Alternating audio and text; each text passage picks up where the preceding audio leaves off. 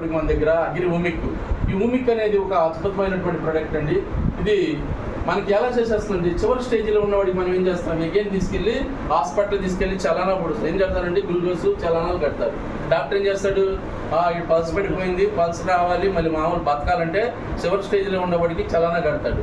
కానీ చేలు కూడా మనకు కొంత జింకు లోపం వల్ల దిగిపోయి ఉంటాయి, అవునా కదా. పక్క మొక్క పరిగొచ్చి ఉంటుంది, ఉందా దిగిపోయి ఉంటుంది.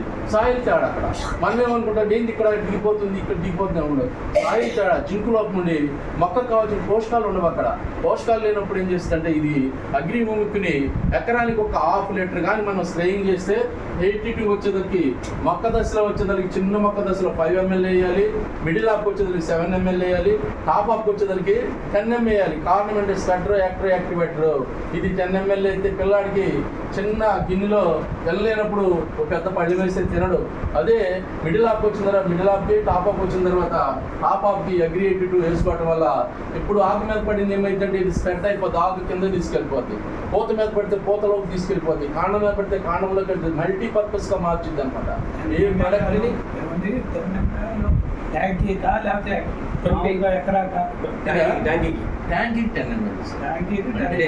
చిన్న మొక్క ఉందనుకో, చిన్న మొక్క 5 ml వేయాలి. ట్యాంకీ వచ్చి 5 ml. అంటే ఇది వచ్చేది గుడ్డు వచ్చేది 120 రూపాయలు ఉంటుంది.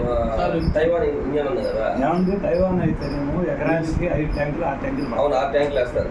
మామూలు పెద్ద మొక్క వచ్చినప్పుడు, చెట్టు పెద్దదైనప్పుడు 10 ట్యాంకీలు వేస్తాం, 10-12 వేస్తాం. సరేనండి, మిడిల్ ఆఫ్ వచ్చిన 13 ట్యాంకీలు తర్వాత చెప్తాను దీన్ని. ఇది వచ్చేదానికి చిన్న మొక్క ఉన్నప్పుడు 20 స్ప్రేలకు వచ్చింది, అదే మిడిల్ ఆఫ్ వచ్చి 13 స్ప్రేలకు వచ్చింది, అదే టాప్ ఆఫ్ వచ్చింది 10కి వచ్చింది. చెప్తాను, దీన్ని యూజ్ చేసుకోవాలని ప్రతి దానిలో కూడా. మరి ఇది స్ప్రేయింగ్ చేయడం వల్ల ఎలా ఉంటుందంటే, స్ప్రే అక్కడ యాక్టివేట్గా మొక్క బాగా సారంగా సారం తీసుకుంటానికి గ్రానువల్స్ అయితే ఎలా వచ్చిందో ఈ లిక్విడ్ కూడా చక్కగా జింకు లోపాన్ని తీసేసి కాండం బలంగా రావడానికి, అనెక్కువ రావడానికి, కాండం బలంగా అనెక్కు వచ్చిన తర్వాత మొక్క లీఫ్ అనేది చక్కగా షైనింగ్ వస్తుంది. షైనింగ్ మెత్తదనం బాగా మనస్ఫూర్తిగా చేను దగ్గరికి వెళ్తే రైతు సంతోషంగా ఉండడానికి నెంబర్ 1గా పనిచేస్తుండే అగ్రి ఊమిక్. మ్యాక్సిమం వచ్చేసరికి ప్రతి ఒక్క రైతు కూడా దీన్ని 1-2 సార్లు యూజ్ చేసుకోవచ్చండి. సూపర్ 6 అని చెప్పాలి దీన్ని. దీనిలో వచ్చి కెమికల్ ప్రొడక్ట్ కూడా కలుపుకోవచ్చు.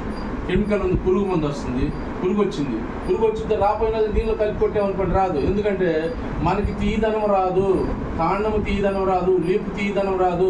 ఎప్పుడైతే ఫర్టిలైజర్స్ కొట్టామో, ఫర్టిలైజర్స్ కొట్టిన తర్వాత ఆ 2 రోజులు బాగా ఉంటుందేమో, 3 రోజులు 4-5 రోజుల నుంచి మళ్ళీ లీప్ అని తీదనం వస్తుంది. పురుగు బాగా తినడానికి అవకాశం ఇస్తున్నాం మనం. ఏదైతే ఉందో ఆకు మీద పడితే ఆకు గొర్రెలు మేసినట్టు మేసేస్తుంది, పురుగు వచ్చేసేసి ప్రకృతి సిద్ధంగా వచ్చేటువంటి పురుగు వస్తుంది కొంత, భూముల నుంచి వచ్చేటువంటి వైరస్ వస్తుంది కొంత. మరి ఇవన్నీ కూడా కెమికల్ వల్ల మరి సీతాకోక చిలుకు కానీ సీతాకోక చిలుక కట్ అయిందో, పురుగులు కూడా అలాగా మన భూమిని మనని నాశనం చేయడానికి వచ్చేటువంటి పైర్లకి ఈ కొట్టుకోవటం వల్ల ఏంటంటే పైరు ఎక్కడ కూడా డామేజ్ కాదు.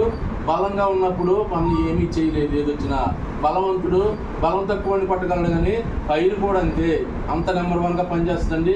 ఏ పైరైనా కావచ్చు, మిర్చి కావచ్చు, పత్తి కావచ్చు, వరి కావచ్చు, మరి అట్లా వచ్చేది శనగ కావచ్చు, కూరగాయల తోటలు కావచ్చు, ప్రతి ఒక్క పైరు కూడా రాజులాగా పనిచేస్తుంది. ప్రతి ఒక్క రైతుని కూడా షేప్జిన్లో ఉంచుద్ది. ప్రతి ఒక్క పంటను కూడా అద్భుతంగా తీసుకురావడానికి అనర్గళంగా మనం చెప్పొచ్చండి. వాళ్ళకి గ్యారంటీ వారంటీ రాసిచ్చి మనం ప్రోడక్ట్ని షేర్ చేయొచ్చు అనమాట. అంత అద్భుతమైన ప్రోడక్ట్లు అండి. నేను చెప్పే ప్రోడక్ట్ ఏ ప్రోడక్ట్ అయినా కానీ ఇలాంటి ప్రోడక్ట్ ప్రతి ఒక్క రైతు కూడా 1-2 సార్లు వాడుకోవటం వల్ల సూపర్గా వస్తుందండి. సరే.